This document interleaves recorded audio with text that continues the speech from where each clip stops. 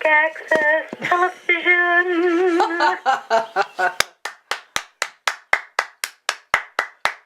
Well, Gabby, that's wonderful. Thank you. How are you? I am Zabby. Yeah, Zabby, how are you? I'm fine, dear, and how are you? Oh, good. Andrew Hersman reported that he was watching public access and he saw you on channel 20, and then he went over to Who is this? Who reported it? Who? Andrew Hersman. He lives in... Andrew Hersman, yes? And he lives in Farmingdale, and he was watching channel 20, and you were on channel 20, and at the same time, you were on channel 115. That's right. Oh, he thought that was wonderful. He thought, yes, thank you. So that's God. Yeah, he thought. thought... That's not wonderful. That's God. He thought that... You know what? We're having big trouble on this line. You hear this funny, strange clicking? Do you have Verizon? What do you have there? That's because I'm uploading to the YouTube on the same line. I'll call you back. What's your number? Well, dear heart, the number is the same. I don't have it. I'm still known as Zabby. And I have the same address, the same phone number, and you have it. You called me a while back. No, what is your phone number? Give it to me, please. It's 631.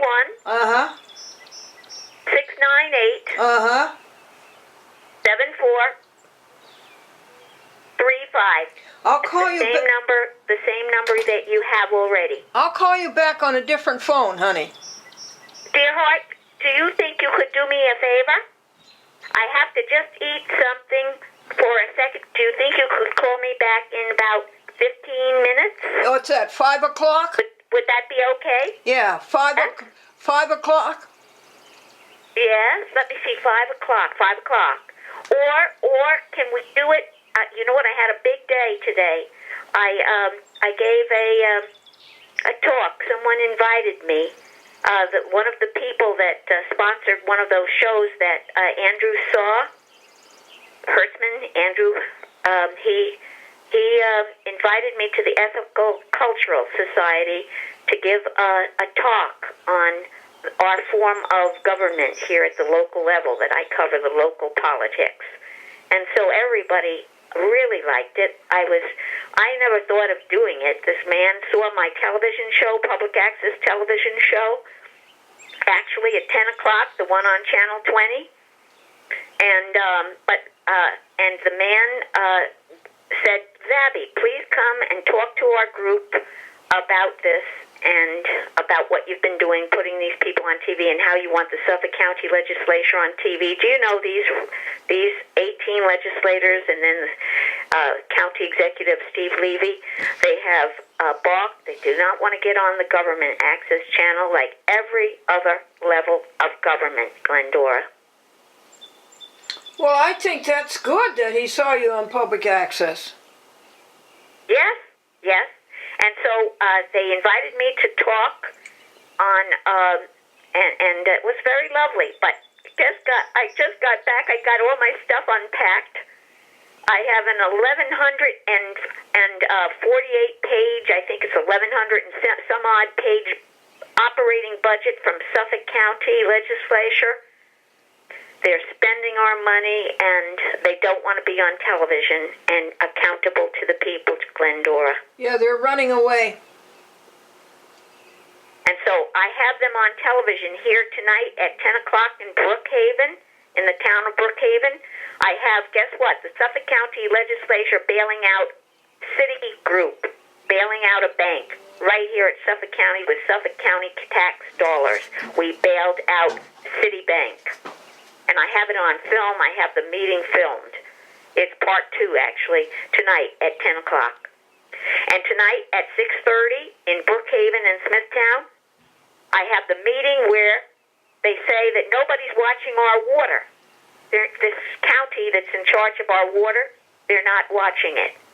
I have that meeting on television tonight. I'm putting the Suffolk County Legislature on television. I went and taped their meetings, you remember? Yeah, you're doing well. Hours taping. What, dear? You're doing well. What? Yes. I'm thriving, and but I must say, 4 years now, that county has resisted getting on television. I need help, Glendora. No, Don't look to me for help, honey. What, dear? No, I can't help you. No, I know. No, I'm not asking you for help. Oh, okay. I'm trying to do something, and the only thing is that I need help from the people here in Suffolk County whose taxes are being spent on bailing out Citibank. Good for you. Bailing out. And so here's my idea. But I want to tell you, I have an idea now to run primaries against the Democrat and Republican party boss choices. Really? In fact, I wish you would run a primary in your locality, and if you could get elected, you would get elected in no time. You remember in Southold there was an 82-year-old woman, Jean Cochran, a Republican, running the town of Southold when I got there. She was 82. So, how old are you today? 83. You're 83. So, it's time you became your leader of your town and entered a new career in politics. And set some people straight. And if you don't want to, though, you can encourage other people to run primaries locally in their own little towns. They have to be Democrat or Republican. They go out in June. By June, you have to go out in June and get signatures. You just make sure if you are registered to vote, that's all you need to be, registered to vote as a Republican or a Democrat, and you run a primary. And it has to have the name as you are registered to vote on the top of the petition, and you go around, collect a few signatures, because the Democrats and Republicans don't need many signatures. It's the other parties, the third parties that need to get all these signatures because they don't have a line. You know what I'm saying? And so the election process is stacked against them. The rules are stacked against them. The laws are stacked against them. So what we can do, though, as people, individuals, is get ourselves free publicity on public access television. I've helped many candidates win elections. I've helped candidates win many elections. I have a big track record for over 11 years now. And so I would help anybody in the town of Brookhaven and in Suffolk County to run, put them on TV. I put them on TV, and they could do all their campaign ads there for free. And that, of course, you remember our dear friend, what was it, that law case where Moss versus Cablevision, you know the case. Moss versus Cablevision, where, in fact, the attorney that you and I both didn't like. Yeah, Hillgartner. He fought the case, though, and he did win it. And politicians have the right to be on public access television to run their campaigns. Yes. And so, and for free, Glendora, for free, instead of taking money from Wall Street. That's gamblers. Right. That's right. And so that's the idea. I call it a coalition of the progressives, those progressives, the Democratic types, Democrats. And it's really a Democrat and Republican coalition, sort of the people who do not like cronyism, where, like Steve Levy, you heard he was ousted because he did a pay-to-play scheme, much like Hevesy, and took money, campaign contributions, and then contracted out work to those who gave him campaign contributions. Corruption galore, Glendora. And so, people who are good people like you and I, and Andrew, we have to take back government by running primaries against these corrupt party leaders who clog up the ballot, and corruptly too. That even the committee people don't even get to choose. I heard from committee people that they threw out votes so that the party bosses pick for a candidate would win, not the ones the people wanted, the committee people in the party. So there's all kinds of corruption, and you and I are fighting the good fight, aren't we? Each in our own realm. Are you going to do a primary? Well, if I can't find someone, I'm almost thinking that I might.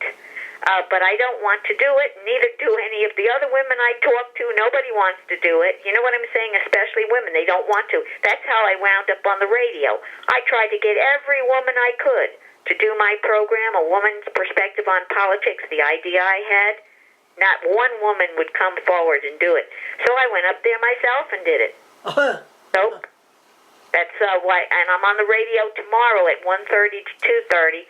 And you can hear it on the internet. Since you're on the internet, you can hear my last program if you want by going to WUSB.FM, click on schedule, find 1:30 Monday, 1:30 p.m. to 2:30, A Woman's Perspective on Politics. Click on the speaker icon, and you can hear my radio program. That's good. But only that I did last week. That's good. Oh, yep. Yes. Well, you're still young. You know what? I have a man that's 95 now teaching great books in the library. Oh. And he's German. He's a German. Now, what is your ethnicity? Irish, Scotch. German?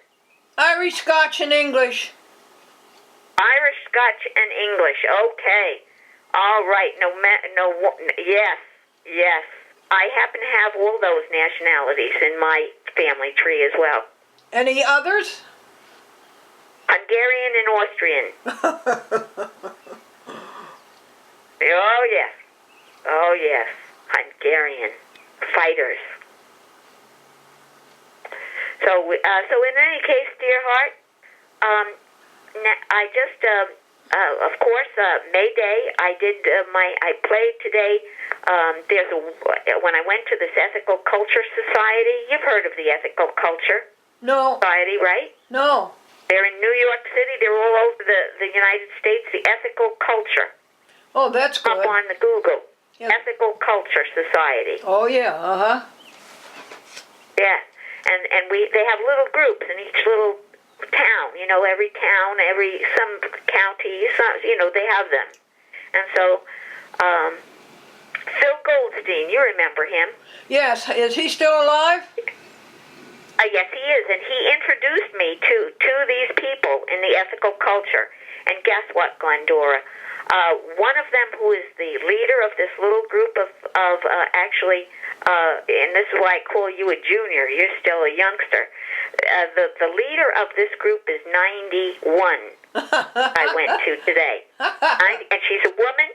She's in the American University Women's Association. You've heard of that, right? Yes. Yes, and they're all like in their 80s, and they're another guy in his 80s teaching from his house about ethics and culture and philosophy and different things, and so it's a nice group of people. They all clapped for my presentation. They liked it. I played, as I said, There's a War on the Workers. Have you heard the song? No. You haven't heard that song? No. There's a war. Oh, well, do you want to hear a little now? Okay.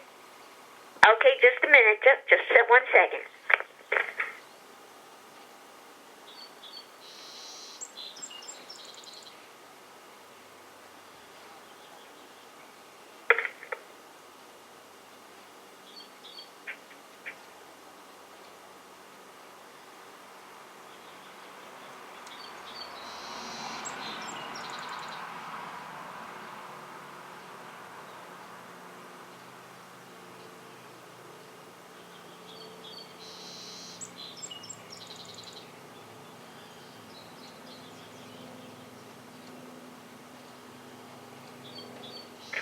Okay, I'm just going to play a little bit of what I played for them, and they loved it. I started dancing.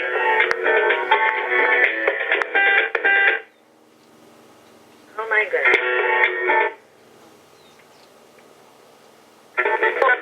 These multinational bastards don't use tanks and guns, it's true. But there's a terrible war on our side. But there's a terrible war on our side. Do you want it? There's a, okay, I have to blow off the CD. Something must have happened. Let me put it in a different one here.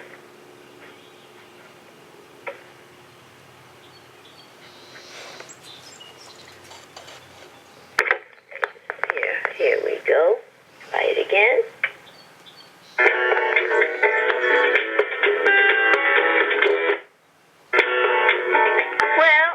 Well, it looks like you're not going to hear the war on the workers, but it talks about the war right here in the homeland, here in the heartland, the war in the heartland, class warfare is what it talks about. Is that anything? What I played for. Is that anything to do with Workers Institute, a New York State agency that helps workers? What, dear? Workers Institute. Do you know anything about the Workers? No, I don't know anything about it. It's a New York agency that helps workers, and Cuomo took it out of the budget, and the legislature put it back in, and it's back in again. Good. Well, see, this is what I was talking about today. Do you know we last year we spent $590 billion on defense? Boy. And this year, Obama is asking for $50 billion less, and he's only asking for $540 billion for the wars.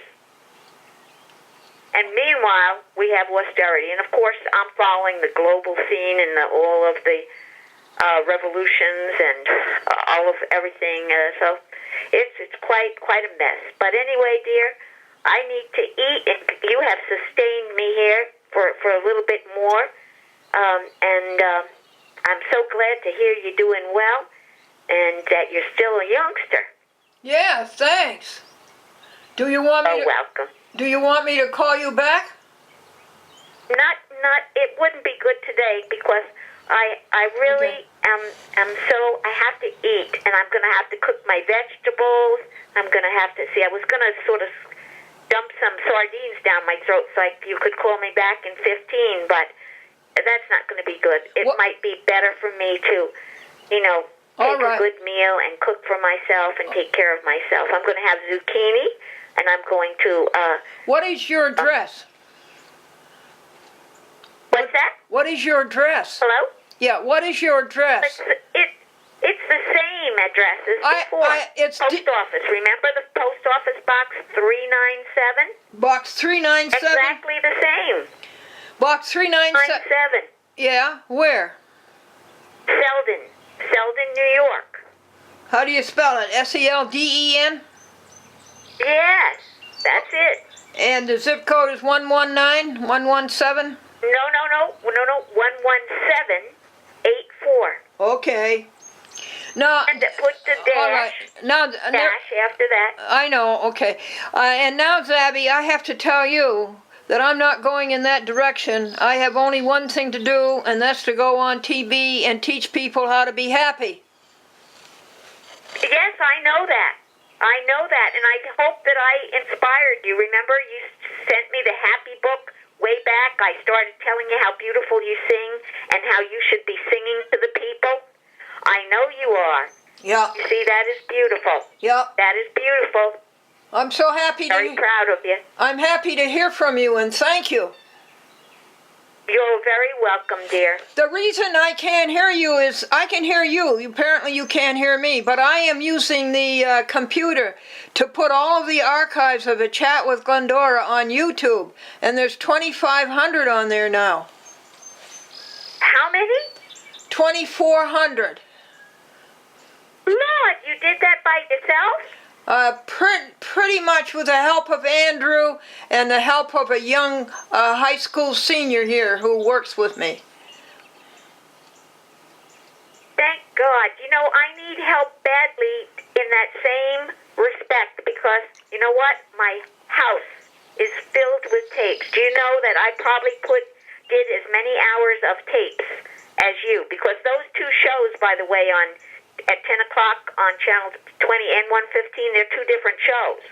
Wow, that's I had one I had one today. You can tell Andrew at noon time. Tell Andrew to look next week, Sunday at noon, as well. Oh, and good for you. And you will see a third show. I'm glad for you. I could help you how to do that and show you how to do it. You have to buy equipment. Do you have a computer? No, I don't, because guess what? I am living on a tight budget. Yeah, okay. A very tight budget, and although, guess what? Somebody just told me that they want to give me a computer. Believe it or not, this man who also loves what I do locally and thanks me so much and for what I do, he's a father. He's some kind of a sort of a priest that is married, but he's a priest. I don't know what that is. Something or other, deacon, whatever he is. He runs a non-profit organization with a church here right in Selden, and he saw me the other day, and out of nowhere he says, "How would you like a computer?" Boy, do you have the? Guess what? But Glendora, guess what? There's no room in my house to put it because why? I have all these tapes like you do. You were smart enough to get a trailer and put the tapes there, but my tapes are all over, and I have thousands of hours, thousands of shows. Did you want them on YouTube? Did you want them on? Yes, I would. What do you have for playback? I don't have anything. He's going to give me one of those. Well, I have the VCR. I have the one that's for. Oh, okay. And you have a monitor. And you have a monitor. He's going to give me a monitor because I have none. I mean a monitor for the show so you can see them. What you have to do is put them on DVD and put the DVD in the computer, and it goes on the hard drive, and then it goes up to the YouTube from the hard drive. I see. It's a triple step. Yes, well, it's a triple step. Right. Well, that's a big process getting these things on DVDs. Yeah, I do have. By the way, guess what I bought before they got sold out? I bought a converter from the VCR to a DVD. I have one. That's good. Does it go converter? Does it go from VCR into the hard drive of the computer? You mean simultaneously? Yep. Sounds like it might. Oh, I don't know. I don't know. You said I bought it back in 2005, and so I have no idea if it hooks up to a computer. There is a video converter. Andrew bought me one, and he came up here last week and set it up. There is a video converter from Radio Shack at $60, and you plug it into your VCR. You play it from your VCR. It goes into the computer, and it goes onto the hard drive. And then you just upload it to the YouTube. Wow. See, I'm in poverty like you are. I am in the same state as you are. Well, $60 is not that poverty. Yes, I know, but believe it or not, I'm on such a strict budget that I have to watch every cent. You know, I'm an accountant, you know that, and I know every cent that I've spent.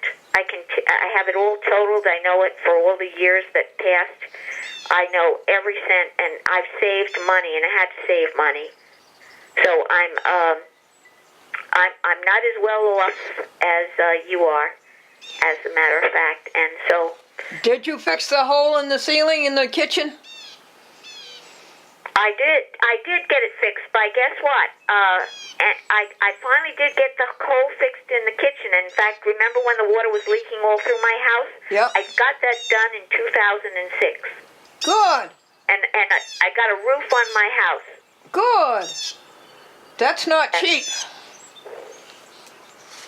But I had to wait for 5 or so years before I could do that. Oh. And also, not only that, I did it sort of on credit, and so I have to be careful, and as you do, and so I'm saving every penny I can to survive into the future, and I'm not going to. Most likely, I'm trying to figure out what I can do to use my talents, so that I might be able to. I don't know, somebody told me that you want to laugh, Glendora. This man told me when he found out that I actually saved taxpayers $5.75 million for the last 10 years. Did I tell you that? No. $5.75 million I saved Suffolk County taxpayers. Good for you. And that doesn't include the money I saved by looking at the budget and exposing the corruption of bid rigging for our highways in Brookhaven Town and Suffolk County. And you heard about the paving bid riggers for the roads. I also stopped. You know what bid rigging is? When 5 people bid, they all know what their bids are, and then they subcontract to each other, and each year they rotate who's going to give the lowest bid. Do you know what I'm saying? Oh, Pete's sake. And then they fleece the taxpayers with exorbitant higher rates. Yeah. Because they're corrupt. They went to jail, these 5 bid riggers. Did they? And I found it. I found it as an accountant for the people. I'm the people's accountant. And this man and so that, besides the $5.75 million that I saved taxpayers, as far as the government access channel, making Cablevision keep doing it, whereas now, you remember LTV. That LTV is at taxpayer expense. You know that, right? Oh, how? Because the town pays those independent producers it was $300,000 a year back in 2001. The taxpayers pay that. Oh, really? Doesn't it come out of the cable? Doesn't it come out of the cable TV money? Well, believe it or not, the town, not all the Cablevision doesn't give all the money. They don't pay all of the money. No, in fact, Verizon came in, and what they did is you remember when we were there, and I joined your lawsuit, and Marianne Cunningham, was it? Maurice, whatever her name. You know, the blonde lady? Yes. Was it? Yes. Remember when she told us that, hey, the people in Connecticut had gone and done their own private little thing, privatized it, and they wound up going bankrupt, and they had to go off the air. Do you remember when she told us that? Well, no. But on tape. Well, she did, and you and I both have it on tape. And so I knew right then and there that we had to stop. This Cablevision was required, and Verizon, well, not Verizon, but Cablevision and the other cable companies required by federal law, the Federal Communications Act of 1934. You know this better than I. You introduced me to it all, along with Hill Gardner and Bob Goldberg, and so, but I was a good student, and so there's a little anomaly in the law now, because only the cable companies are required to do public interest work. Why should they stop? Why should taxpayers take the burden of doing it? And it's costing the taxpayers in Southampton, according to Linda Cabot, $275,000 a year. And no, Cablevision the money they give doesn't cover it. You know what they did? They set us up to fail, giving us a small portion and to compensate when it was no compensation at all. Nothing. Why should the government become a cable company? Why should my government have to get my programs of the government to the television set? It makes no sense. What I had made everybody do, made Cablevision do, is accept the tapes. And so my government played the tapes. Riverhead played the tapes. Southampton, Southold, we all played the tapes, and we made Cablevision put them on for all those years, you see. When you and I were fighting off the East End, Cablevision in the East End, till that rotten Dennis kind sold us out in Southampton.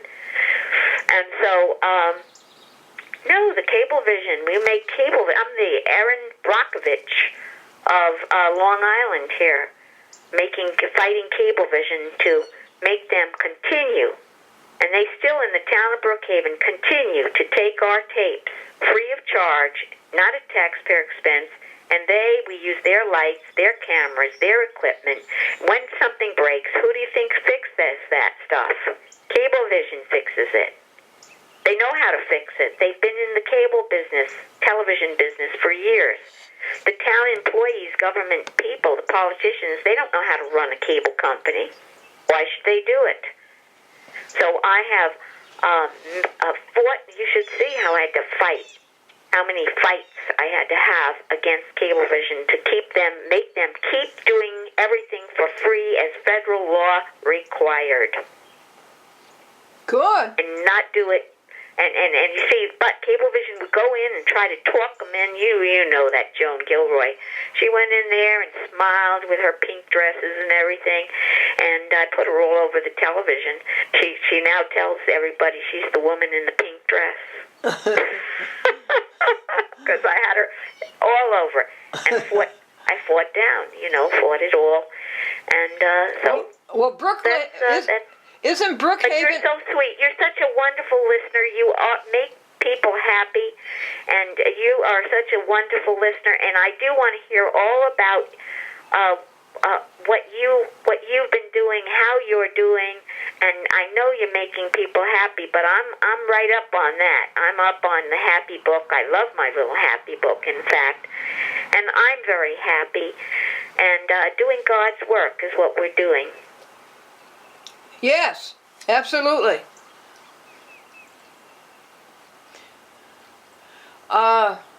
So all right. So don't call you back today. Not today, dear heart. All right. But before I go, I feel you have fed me here, and God has fed me. I don't know how I'm getting by, because the last time I ate was a half a can of sardines at 9:25 a.m. Wow. And I traveled all the way to Smithtown. I had to do a lot of preparation. I'm glad to share it with you, but before we go, what would you like? What is your side of the conversation? Now, I've spoken all this time. What is it that you would like to say? Just help people be happy and realize the enlightenment and get a hold of the truth and know that God is everything and God is good. And there isn't any evil unless you're foolish enough to let it into your life. Unless what, dear? Unless you're obtuse enough to let it into your life. There is no evil unless you let it. Yes. You are such a communicator. Did you hear about what the football cheer of the medical school is? No. Hypodermic. It means stick it to 'em. Okay. Very, very good. Thank you so much for your happy birthday wish. I'm so happy to have, I think of you all the time. I thought of you in December as well. Tell me, what is your anniversary date with Franklyn? Christmas. It was Christmas. I think I called you on Christmas, too, to wish you a happy Christmas, Merry Christmas. It never came through. Oh, it didn't, huh? Well, then it must have been the year before, whenever it was. I called you on a couple times, and I don't know if one time I sang for you and didn't tell you who it was. I would have known. Sang a song. You would have known. Did you recognize my voice today? Yes, instantly. You did? Because I thought you asked me who this was. Name that tune. I named that tune in 10 notes. Ah, I see. So you knew it was me. See, I have to tell you, give you feedback. I can't hear your side of the conversation. It's just like you said. I'm glad I'm coming through to you, but you're breaking up very badly. Yeah, that's because the computer is uploading the shows. I see. But I sort of hear it, but I hear you. You sound like a computer. It's quite interesting when your voice. Have you heard those computerized voices? No. Yeah. Every so often, when you break, I hear you breaking as though it were the sound of a computer talking. Yeah. Yeah, I'll give So you. I could sort of understand some of the stuff, but I couldn't understand the word obtuse. Oh, okay. When you said. No, it's not meant to be. The computer's overloaded at the moment. I understood. Yeah. And some of the time it's coming through very well. Oh, okay. But yours comes through consistently. Now that sentence did not come through at all. Oh. That Your voice comes through consistently. Well, I heard that. Broke up a little, but I got the gist of it. Uh-huh. I got the gist of it. Well, dear, it's so wonderful. I hope you're having a wonderful birthday and you're happy and with God in celebration. Yes. And my mother and father are here too in my heart. Yes, mine too. And you know what? We're having a party for you on the phone. Oh, good. I bought them an apple pie. Oh. We're about to eat. We're about to eat it and have tea. English tea. Wonderful. Wonderful, dear. Well, I'm going to eat with you, but I'm going to eat sardines, zucchini, and I wish you would stop eating. Dear. Please stop eating animals, honey. It'll catch up with you. Stop eating animals. Okay. Leave them alone. Okay. Okay, hon. I love you. I love you. I love you. Okay. I love you. Bye-bye. God be with you.